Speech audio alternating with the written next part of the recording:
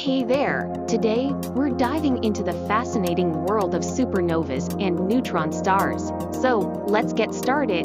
First off, let's talk about supernovas. A supernova is an astronomical event that occurs when a massive star, usually between 8 and 25 times the mass of our Sun, reaches the end of its life.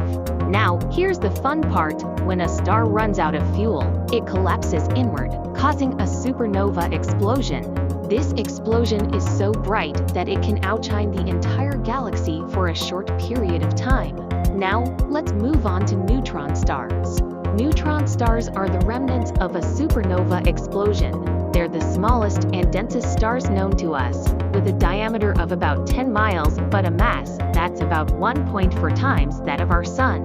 Imagine this: if you could fit our entire solar system inside a neutron star, it would be about the size of a sugar cube. The formation of a neutron star is quite fascinating. When a star explodes in a supernova, its core collapses, forming a neutron star. This happens because the core of the star is so dense that it can't support itself against its own gravity.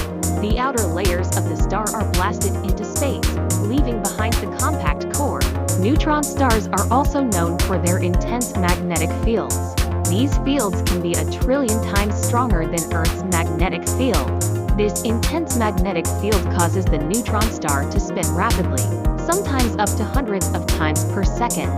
This rapid spin creates a beam of radiation that pulses as the star rotates. So, what happens when a neutron star spins so fast that it emits a beam of radiation that sweeps across Earth? We call it a pulsar. Pulsars are some of the most fascinating objects in the universe. They're like cosmic lighthouses, emitting a beam of radiation that sweeps across the sky as the star rotates.